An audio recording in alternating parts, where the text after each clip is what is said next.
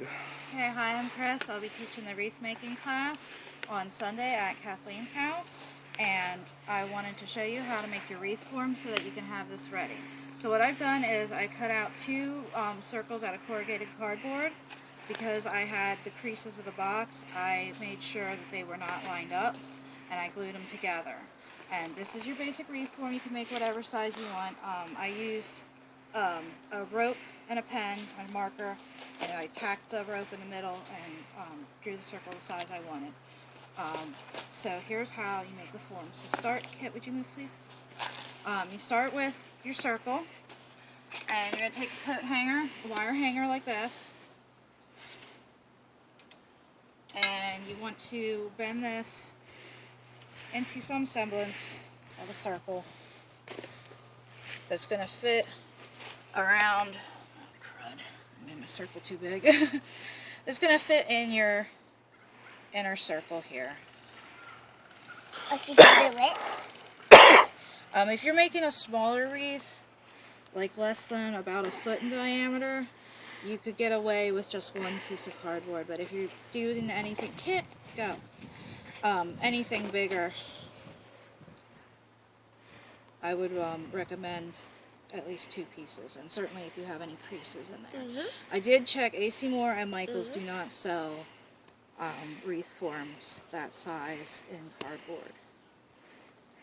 Michaels does have some much smaller ones, but they're not very wide.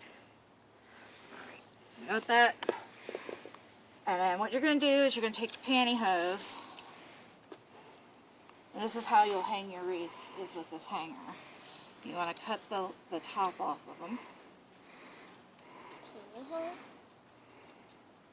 Yes, these are pantyhose. They're like tights. Unused. And then tie them in a knot. And I'm going to, because I have a large wreath here, I'm going to want to use 2 pairs.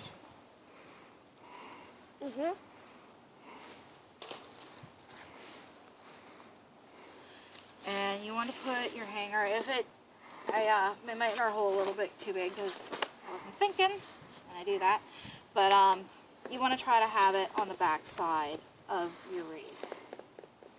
And it does not have, the hanger doesn't have to be above the cardboard. You can definitely keep it hidden behind the cardboard, but if you have a smaller wreath, once you hang it, it will probably shift upwards a little bit. Alright.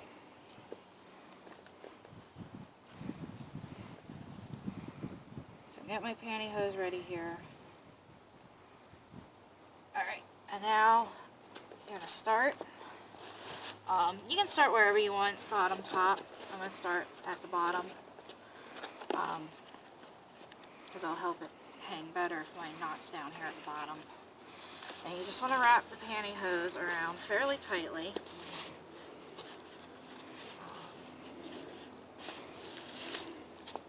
You're going to need a little bit of room, but you want to keep it pretty tight so that your greens will stay in. This is what you're using to attach your greens to the wreath. And I just want to note again that these are outdoor wreaths. They will not last more than a few days indoors because they have no water source, so they dry out and die. When you hang them outdoors, the cold helps to preserve them. You know, wrap your pantyhose around like this. Keep it fairly tight, and you know, the closer you put it together, the smaller pieces of greens you'll be able to use. I had another pair. I might have used a 3rd pair on this actually. I only have 2.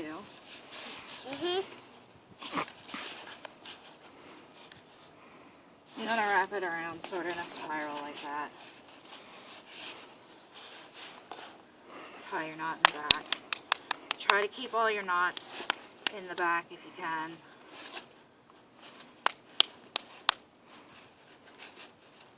Everything up front now. So this is now the front of my wreath. Kate, you need to move because I have to spray paint it. I have another piece of cardboard out here to protect the grass, but you know, newspaper or whatever. You need a can of green spray paint. You're not going to need very much, so if a couple of you want to get together and do this on Saturday before class, you could share a can of paint. But now, move away. Go to the porch now. Thank you. You just want to spray paint it green. You want to do this by Saturday afternoon. You want to do this by Saturday afternoon because this needs to be dry by Sunday.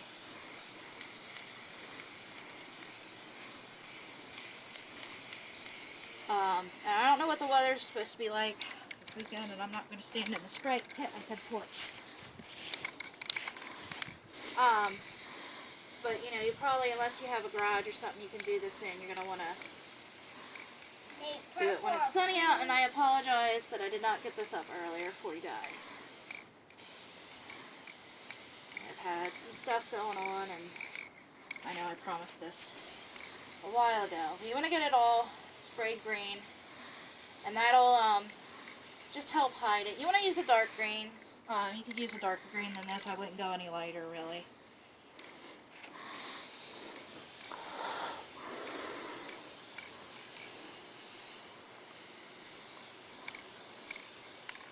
Just a nice dark green that'll camouflage everything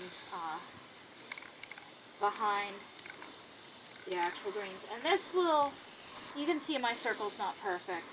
It doesn't have to be perfect. And like the hanger being in there, I'll be able to put enough greens in there to hide that. So you know, if your hanger doesn't quite fit your wreath, that's fine too.